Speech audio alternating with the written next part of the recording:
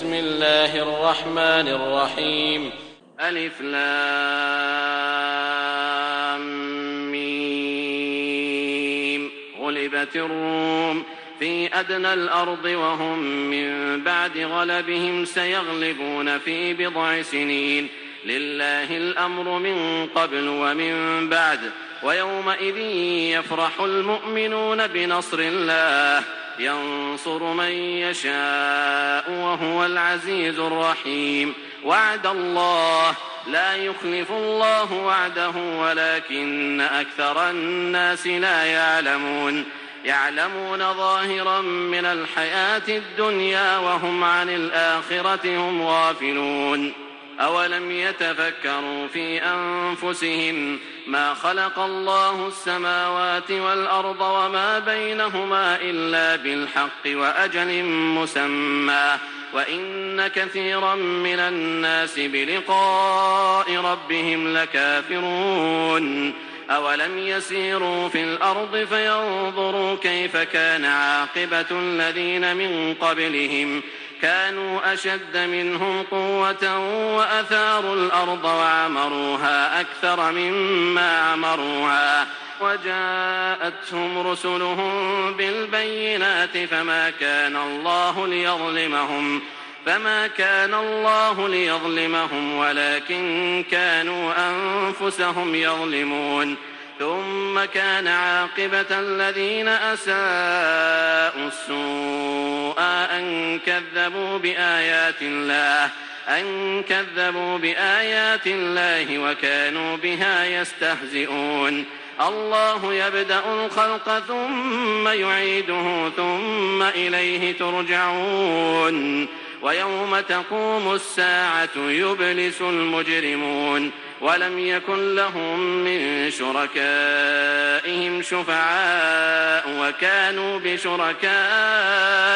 كافرين.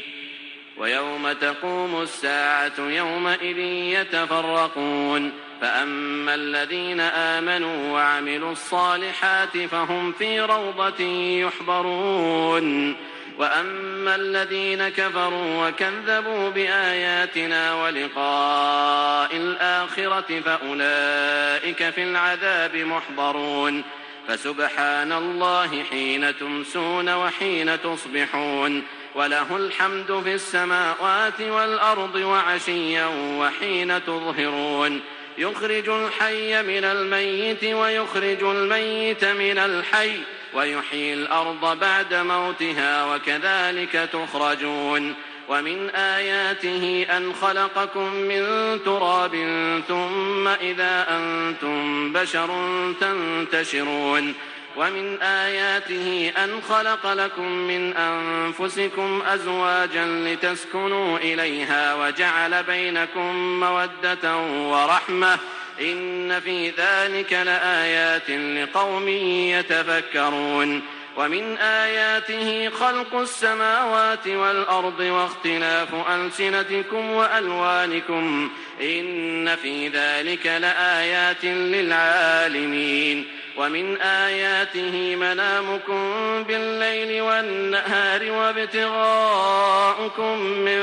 فضله إن في ذلك لآيات لقوم يسمعون. ومن آياته يريكم البرق خوفا وطمعا وينزل من السماء ماء فيحيي به الأرض بعد موتها إن في ذلك لآيات لقوم يعقلون. ومن آياته أن تقوم السماء والأرض بأمره ثم إذا دعاكم دعوة من الأرض إذا أنتم تخرجون. وله من في السماوات والأرض كل له قانتون. وهو الذي يبدأ الخلق ثم يعيده وهو أهون عليه وله المثل الأعلى في السماوات والأرض وهو العزيز الحكيم. ضرب لكم مثلا من أنفسكم هل لكم مما ملكت أيمانكم من شركاء فيما رزقناكم فأنتم فيه سواء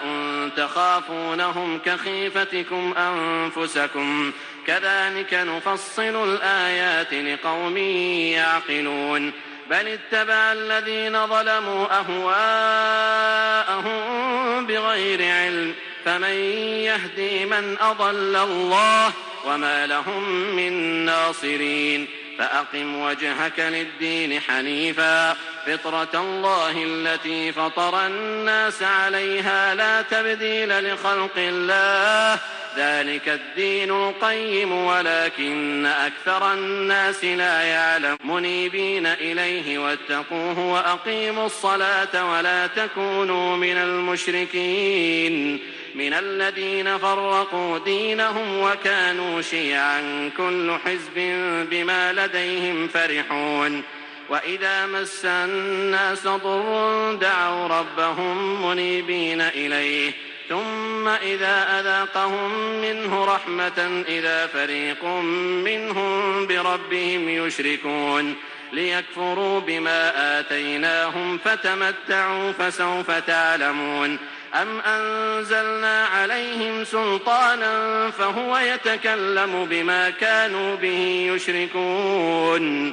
وإذا أذقنا الناس رحمة فرحوا بها وإن تصبهم سيئة بما قدمت أيديهم إذا هم يقنطون أولم يروا أن الله يبسط الرزق لمن يشاء ويقدر إن في ذلك لآيات لقوم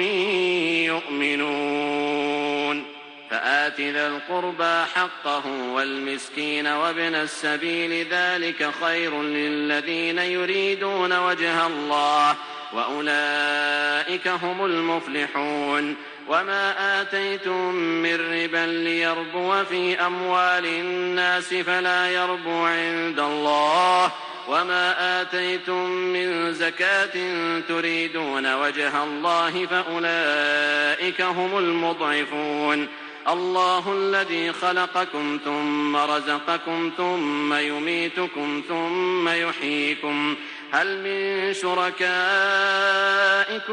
من يفعل من ذلكم من شيء سبحانه وتعالى عما يشركون ظهر الفساد في البر والبحر بما كسبت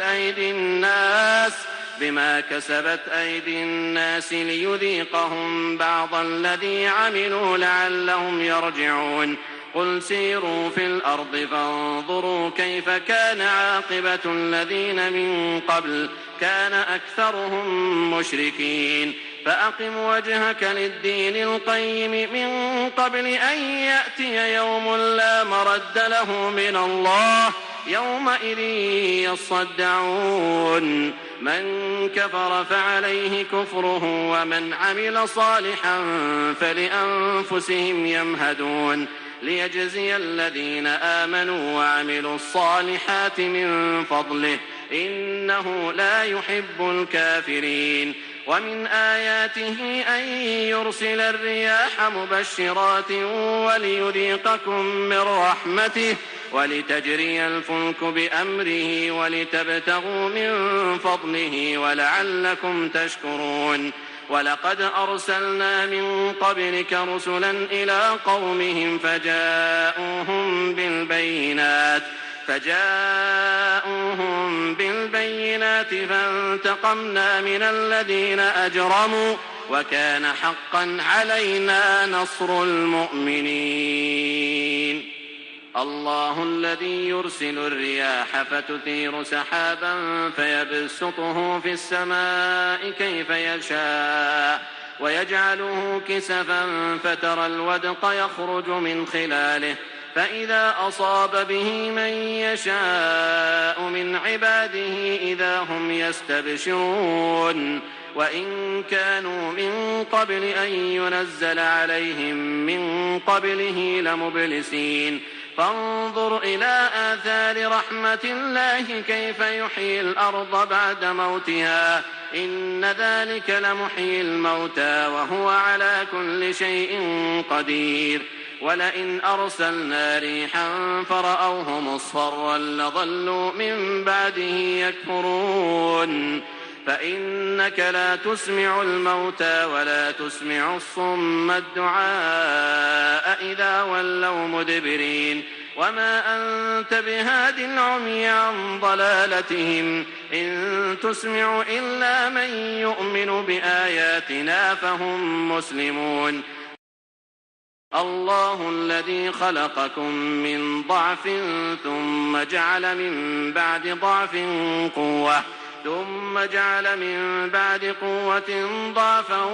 وشيبة يخلق ما يشاء وهو العليم القدير ويوم تقوم الساعة يقسم المجرمون ما لبثوا غير ساعة كذلك كانوا يؤفكون وقال الذين أوتوا العلم والإيمان لقد لبثتم في كتاب الله إلى يوم البعث فهذا يوم البعث ولكنكم كنتم لا تعلمون فيومئذ لا ينفع الذين ظلموا معذرتهم ولا هم يستعتبون ولقد ضربنا للناس في هذا القرآن من كل مثل ولئن جئتهم بآية ليقولن الذين كفروا إن أنتم إلا مبطلون كذلك يطبع الله على قلوب الذين لا يعلمون فاصبر إن وعد الله حق